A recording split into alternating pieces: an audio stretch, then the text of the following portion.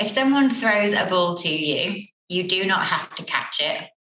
And it's the same with words, opinions, anything someone throws your way, you always have the choice over whether you catch it or not.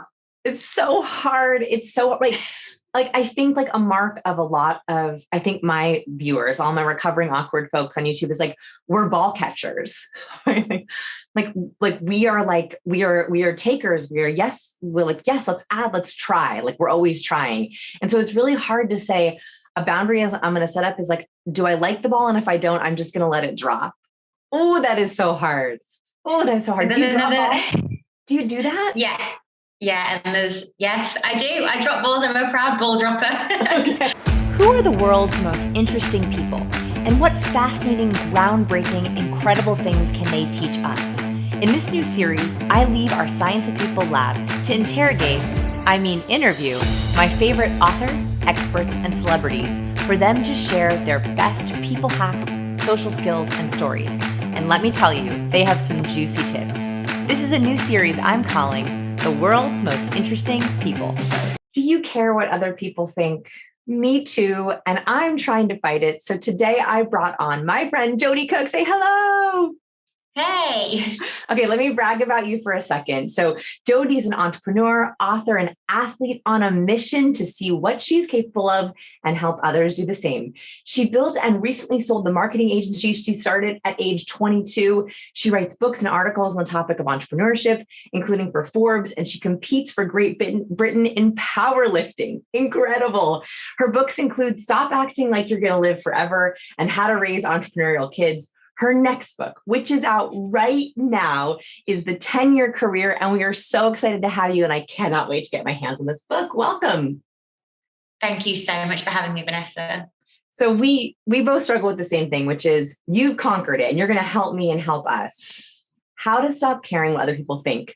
What made you start to begin to tackle this for yourself? The context for this is that I was running a business. It was an agency. So I had so many stakeholders. I had clients, I had suppliers, I had team members. And at the same time, I'd started to write articles and to write books. And so I was building up this audience, and I got so much cool feedback, and lots of people were saying that they really liked what I was putting out there. But every now and again, you get someone who wasn't super happy with what you said. And I worked out that you could have 100 good comments. And if you have one that just is not that good, that is the one that you will fixate on. And I thought, this is ridiculous. I need to stop doing this. I need to come up with some kind of framework that means I can just move past caring too much about what other people think of me so that I can continue to put my work out there. So that is when I came up with the framework that I'm so excited to share with you now. You know, it's so funny. You mentioned there could be 100 good comments and one bad one ruins it. I think for a long time, I tried to make sure, this is impossible, by the way, I tried to make sure that there weren't going to be any naysayers, right? To like, if I did it perfectly enough, if I did it well enough, there wouldn't be anyone who wouldn't like it. And what happened is I would get in front of rooms for presentations and people would be nodding and laughing and smiling, but there was one person in the back and they weren't laughing and they weren't smiling, and it would ruin the entire vibe. It would ruin my entire presence and confidence because I was worried that one person in the back wasn't nodding enough. And so I think that this is critically important, that we can't try to never have naysayers, or there are going to be people that don't like us. The question is, how do we internally deal with them, right? Oh, I would so relate to that. Okay, so kicking me off with the very first step, where do we begin with this? The first one I'm going to call clicking with everyone. And so you might be able to think of a bunch of friends or a bunch of people that you hang out with. Maybe you hang out with them now. Maybe you were friends with them in school or college. And let's imagine this just hypothetical bunch of about 6 or 7 people. You've probably got 1 or 2 that are like your best friends, or you get on so well with. You'd meet them up individually. You'd meet up with them individually. You would go out with them. You would hang out with them. You consider them as like in your kind of core circle. And then there's probably a couple of others in the group where you love them, you're really, really good friends with them, but at the same time, you might not hang out with them separately, and you get on with them, everything's fine, you're all good, but you just don't click with them as much as the others. Mm-hmm. And what I think it's really important to do is just accept that that is okay, that we're not going to click with everyone. Not everyone's going to completely get us. We're going to be some person's absolute heaven. We're going to be some person's absolute hell. And that is okay. And not pushing too hard to be everyone's idea of heaven is a really good thing that helps us stop obsessing about what people think of us. So I want to make a food analogy here. So the little spoiler alert for everyone watching is Jodie sent me some of these steps ahead of time so I could think through them for our video. And when I read this one, I was like, yes, because let's talk about food for a second. My favorite topic, like let's make a food metaphor, which is, could you imagine if food got offended if you didn't like them? Like there are people who are like, oh, I love cilantro. Other people are like, I hate cilantro. And cilantro doesn't take it personally. And so I think that we have to realize like we all have different flavors and different flavor preferences. And so when I immediately thought of that metaphor, when you explained that, I don't know, I think I was hungry when you said it to me. I don't know. But I was like, we should not be offended if our flavor is not perfect for everyone. In fact, if we appealed to everyone, we would be bland, right? Like the flavors that people like don't taste like anything. And so I think that the more we own our personality, we realize, oh, like not everyone's going to like this. And that has nothing to do with you. Is that like, did I get that metaphor right? That food metaphor? Yes. Yeah, definitely. And even cilantro, we call it coriander. So it's not even got the same name in the UK compared to the US. So yeah, it's all up for grabs. Okay. So coriander or cilantro, some people love it, some people hate it. And I think it has to do with your genetics too, like your wiring. But while we're talking about not judging ourselves on this, can we talk about being judgment free? I really like this step. And I think it's a critical piece to what we're talking about right now about being more open to yourself and open to others. Sure. So being judgment free. So step number 3, but it's cool. We can go in a different. We can go in a different order. It's fine. It's fine. So being judgment free. So you might be able to think about just you going on your day to day and just noticing things. So you might be driving around. You notice other drivers. Maybe you notice there's a new building up. Maybe you notice someone else is wearing something that you do or don't like. And most of us are very tuned into just making judgments. They're part of our day to day. But what I find is that making judgments as part of our day to day puts undue weighting on them. It means we think that judgment is important. We think it's important that our opinion on something matters. But actually, I invite you to not have that judgment and to try really hard to step back from it.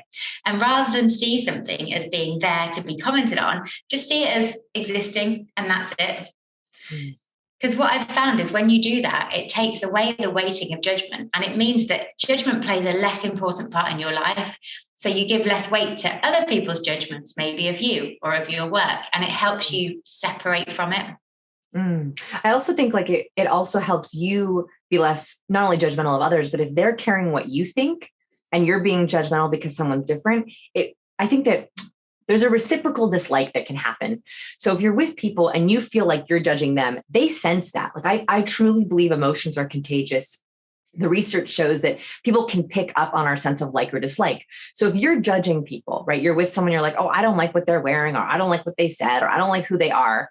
They might be picking up on that sense of judgment, and then they are judging you back.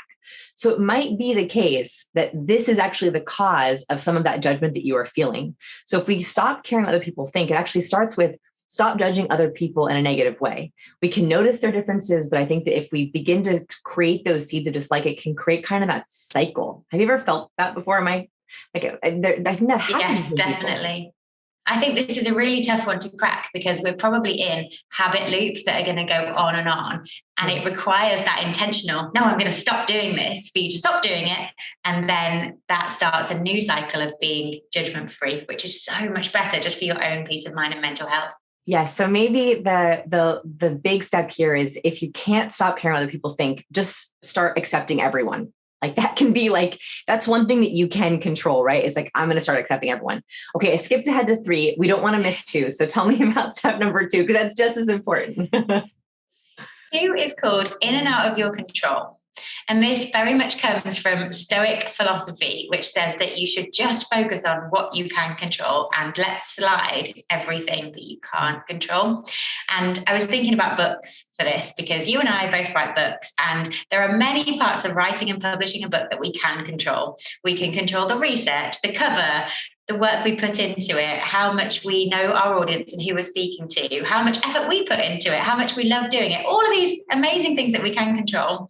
But what we cannot control is other people's reactions. We just can't, no matter what we try. Do, we just cannot. But we try. We try.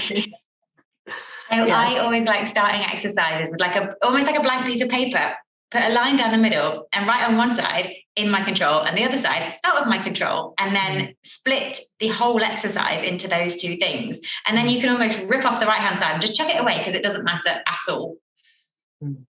I also think that this is a really great way to shore up your confidence in your own work.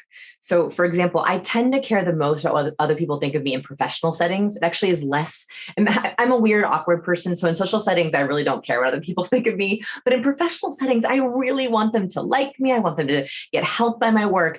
And so that's when this really stops me up. And so what I try to do before I walk on stage or before I get into interview, when I'm like, I want them to like me. What if they don't like me? What if they reject me?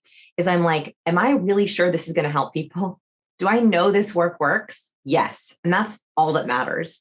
So is there a statement or a feeling that you can ground yourself in your work or who you are? And by the way, if you don't feel grounded in your work, if you don't feel grounded in who you are, that's actually a better first step, right? It's really, really hard to not feel imposter syndrome or worry about what other people think if you are also unsure of your work. So I think that like the first step is like knowing that you're delivering value, knowing that you're a good person, knowing that you are showing up with the best intentions. That seed of confidence, it allows you to sort of let go of what you can't control, which is other people's reaction to it. Yes, absolutely. Mm-hmm. So number 4 yes. Tell me. is perspective. So picture, if you can, something that someone once said to you that you really didn't like. And then close your eyes and then visualize you, but on top of the building that you're currently in. And then visualize you zooming out even further and you're looking at your city from a height. And then maybe you're on the moon and you're looking at the planet from a height. And then you're on another planet and you can see all these planets around you. And then you're the next step up and you can see the entire galaxy. What was that problem again? What was that thing that you were thinking about? Can we even remember what it was? Right. So I think perspective and even the exercise of shutting your eyes and imagine that you're zooming out just creates such distance. And I think it was Elsa who said it in Frozen. Funny how some distance makes everything seem small. Oh, I love quoting It really does work. That's some very profound stuff. The wisdom from Disney. It's true. Oh my gosh. Okay. So what's really funny is what I tend to do, it depends on how your anxiety works. I tend to be a very neurotic person. So I like worrying. Worrying feels like it's productive, even though it's actually not. And so I think that what can happen is that if you're a worrier like me, or you have a lot of anxiety, is we tend to globalize our anxiety. So one bad comment or one person doesn't like us, we globalize it and think, well, now everyone doesn't like me. So that one person, you globalize it to, oh, they don't like me. I feel bad. It affects everything in your life. So what I've been trying to do, and this is exactly the way of thinking about perspective, is I just try to localize. So if there's one person you just don't click with, if there's one person who disagrees with you, localize it, make it as small as possible. So that can happen with that zooming out exercise, which is a great way to literally try to make someone smaller in your mind's eye. But the other way is to literally try to contain it. Like, okay, this is local to this person in this room for this presentation in this moment. And so that's a really important way, if you're highly neurotic like I am, to fight the tendency to globalize where everything gets bad. This can also happen like even with one bad comment or one bad email where it ruins our whole morning. It's critical that we don't let those things ruin our morning by trying to localize. So perspective or localizing, I think that do you do that exercise still in your head when someone says something not nice? Yes, zoom out, try and get the distance and look at it. Yeah. Well, another thing that helps me keep perspective is seeing things as a game or as an experiment. So you almost picture what you're doing as like a chessboard, and you can see it as moving pieces around, and especially in work as well, because it can often be very hard to detach yourself from my article or my book. And actually, I'm not my work, I'm me. And that's the work that I've done. So it's quite important to keep perspective from it. But I think seeing stuff as a game or as an experiment means that you can kind of study it and you can go, oh, that didn't resonate, or that didn't go down that well. What can I learn from this? Rather than going, oh, I'm a failure, or everything I've ever done is wrong. Or like you said, globalizing that feedback. Okay, so that's great. So I love the visualization of seeing it as a game or experiment. Another one that this literally happened to me last weekend, so I'll share it, which is I also sometimes envision it as a story I can tell later. So like if someone says something rude or difficult, I'm like, my friends are going to love this, even though it makes me uncomfortable. This literally happened last weekend. So last weekend I was in Charleston at a speaking event. Speaking event was really great. I was talking about charisma and cues. All the attendees got the cues book. I was super excited. I was doing book signing afterwards. And a gentleman came up to me and he goes, I think your book is going to be okay, but why is your skirt so short on the cover? Why would you do that? I was like, I'm like literally signing books. There's 50 people behind him in line. And it put me in the most uncomfortable situation. And it hurt my feelings too, because I was like, is it that short? Like, that's not really the point of it.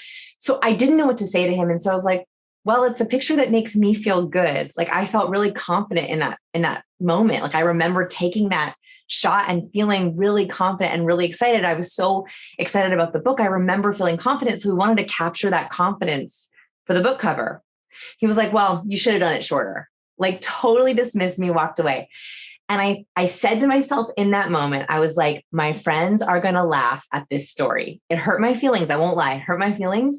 But I was like, my friends are going to laugh. And sure enough, when I had dinner with my friends 2 nights ago, I shared this story. They were like, what? That is so crazy. That's so inappropriate. So you also can think like, is this a story for my toolbox? Is this a story that my friends will think is funny? I think that's another way of sharing perspective. Can you believe that, guy? Can you believe that, guy? I love that. But when there's a movie of your life made and it's just called Vanessa, and in Times Square there's a huge billboard that says Vanessa, I'm going to go see the movie and I'm going to be like, oh, there's that villain that Vanessa was talking about, the one who lined up and just told her that her skirt was too short. And that's his face in the movie of your life. Yeah. He's my villain. I love it. Okay. And that's, by the way, what you just did for me was a total zoom out. It was like, in the story of your life, this guy is going to be a great villain story. Thank you for that, Jodie. Thank you. All right, let's talk about, what are we on? We're number 4 or 5? 5? 5. I can't count. 5 is called See What's Really Happening. So what I know for sure is that successful people do not sit in groups making fun of other people. They just do not. They're talking about ideas and plans and ambition and cool stuff. They're not just sitting there trash talking. Mm-hmm. And so if someone is trash talking you, it's really not your problem or your concern. It's very much a reflection on them. And I think that if you are putting your work out there and showing up as you and just being who you are unashamedly, you probably are going to alienate a few people, and not everyone's going to like that. And therefore you might provoke some kind of reaction in people, but it's not your fault and it's not your problem. And you just don't need to think about it. It says so much more about them than it does about you. Okay. So this is like my favorite one, because it's actually true. I don't know about you, Jodie, but like the most important people that I've met, how you describe, most successful people I've met are the kindest. They're the nicest. They're the most open. They're the kindest. It's people who are angry and not as successful, who are mean and judgmental. So I like this idea is that like the mark of success is someone who is kind and open and generous and judgment free, which is hopefully going to be you. And also if someone is not that, they're not the opinion you want anyway. Not like that. That's like not a mark of success. Oh, I love it. So empowering. So empowering. Okay. Tell me to the next one. So the next one is called Protect Your Energy. And the analogy I want to use is that if someone throws a ball to you, you do not have to catch it. And it's the same with words, opinions, anything someone throws your way, you always have the choice over whether you catch it or not. It's so hard. It's so like I think like a mark of a lot of, I think my viewers, all my recovering awkward folks on YouTube is like, we're ball catchers. like we are takers. We're yes, let's add, let's try. Like we're always trying. And so it's really hard to say a boundary as I'm going to set up is like, do I like the ball? And if I don't, I'm just going to let it drop. Oh, that is so hard. Oh, that's so hard. Do you drop balls? Do you do that? Yeah, and yes, I do. I drop balls. I'm a proud ball dropper. Okay. And there's another technique that helps me, and it's like a bell jar technique. And my friend Carrie told me this, and her dad taught it to her when she was about 3. And I just thought, wow, that's amazing and so powerful. Dad wisdom, yeah. Dad wisdom. Tell me dad wisdom. I used this quite recently, I was on the way to compete. I compete in powerlifting. So I was on the way to a competition and I was wait, in the car. Just tell people about this. This is pretty amazing. You compete in powerlifting. Just tell us a little bit because it's so cool. It's so cool. So cool. I compete in powerlifting. Powerlifting as a sport involves the squat, the bench press, and the deadlift. And I compete for Great Britain, so against other nations, and I love it. It's a really cool sport. So I was on the way to a competition. I had two other people who were also competing at the same competition, and one of them was just complaining about everything. It was the weather, it was the traffic, it was the other drivers, it was what time we may or may not get there, it was the outfit, and I just thought, this is not the energy I need before I compete. This is not the energy that they need before they compete either. But that's up to them. So I visualized putting this giant bell jar over my head and just letting all these comments just bounce off it and not actually reach me. And it helped protect my energy so much. And then it helped me do well in the competition. And it's so important to keep those vibes out and be able to separate from them as well. Okay, so I like this because not catching balls is not just tasks. So tasks that don't make you feel good, tasks that don't make you feel like your best self. It's also energy and comments, right? So like, I think that's a really important distinction. If like there's people around you who just make you feel bad and don't contribute to being your best self, you can still be with them, but put up a boundary. And I do think that visualizing that boundary works. I never heard of it as a bell jar, which I love. I always hear of like a force field, which is a little bit like harder to imagine, but like a bell jar is much better. So like imagine yourself in a bell jar, dad wisdom, where like you're not having to get that energy anymore. And also knowing ahead of time who those people are, like those people you don't quite click with, those toxic people.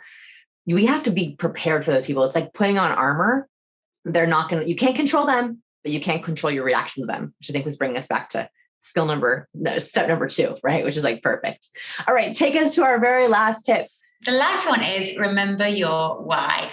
And imagine that when you die, you are shown a mirror. And in that mirror, you see the version of you that fulfilled their entire capability, that became what they were capable of, that did everything that they could possibly do. And so when that happens, you're shown this mirror and you look into it and you see one of two things. You either see you as you are now, you know who that person is, you're like, yes, this was me, this was what I did, I achieved everything I was capable of. Or you see someone that you just do not even recognize.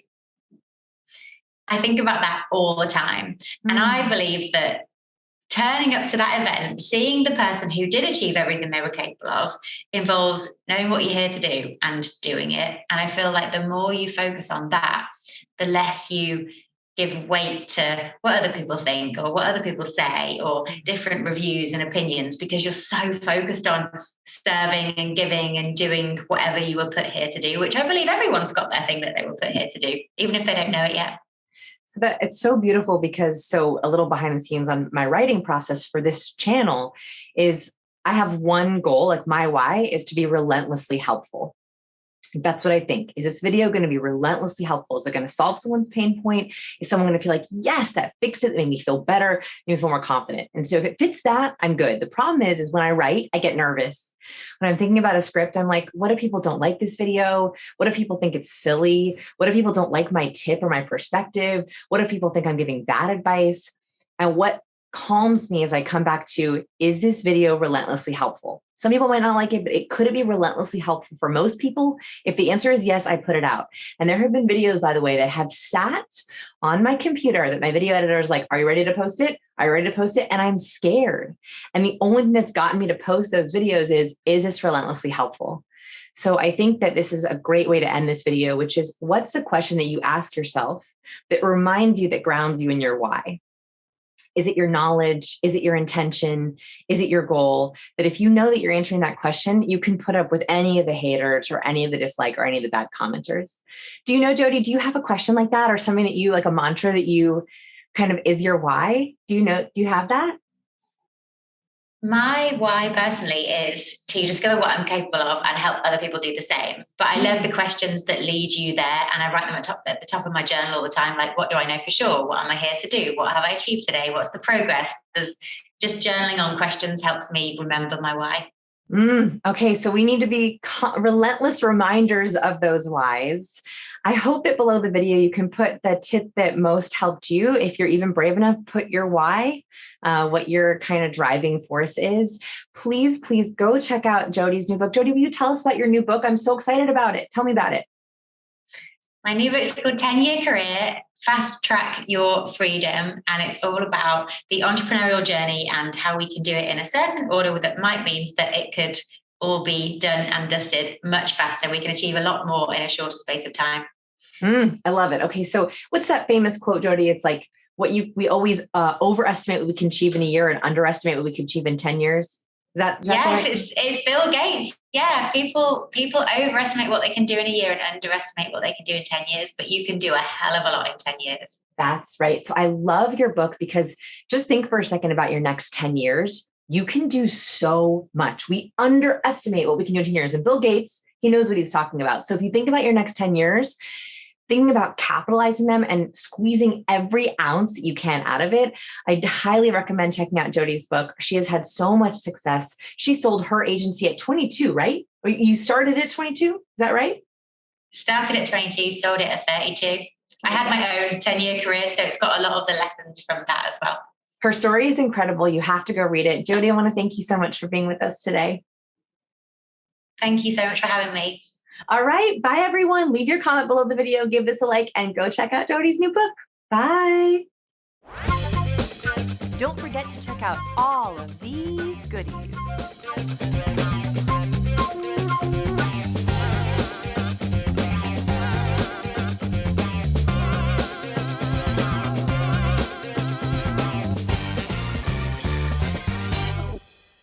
Do you want even more tips on communicating with confidence? One of the fastest ways to achieve more success and more respect is to level up your people skills. If you want to master communication and increase your charisma, check out People School. This program comes with 12 in-depth video modules designed to radically change your interactions, communication, and confidence. You'll start applying each principle to your life immediately. I'll share my social blueprints, conversation frameworks, and fascinating science-based insights. Everything you need to finally understand the unwritten rules of behavior. Ask questions and get personal answers and feedback after every module. Join me for our live monthly workshops where I deliver exclusive new teaching only to People School students. I'll show you exactly what to do to be more influential and impactful in every conversation and situation, guaranteed. And if for some reason the program isn't right for you, no worries. You can get a full refund within the first 30 days. Thousands of students have joined People School and achieved their goals. Here's what just a few of our students shared about their experiences in People School. I got the promotion I was looking for. Thanks to the People School team for helping me along the way. What a ride. I have to say that I wish I was in People School way earlier in life. Wow. So much to absorb and can't wait to do it again and again. Since People School, I have never had such engaging and fun interviews in my life. Last Friday, I accepted a senior position with an increase in my total package of $100,000. People School has provided me with an exceptional amount of value and knowledge. I feel that there is so much to offer from this program. I'll be going through the lessons again. Thank you, Vanessa. One of my biggest regrets is I wish I had enrolled in People School years before now. The best part is People School never expires. We constantly add new bonus modules based on student requests. Want a raise or raise your rates? Check out our How to Get a Raise formula. Need new friends in a new city? Check out our How to Find Your People bonus. There are more than 35 hours of material waiting for you in People School. If you want to level up your career, your relationships, and your conversations, I would love for you to consider People School. I read every single one of your comments and can't wait to meet you in our next live workshop. Thanks so much for watching until the end. I'll see you in our next video.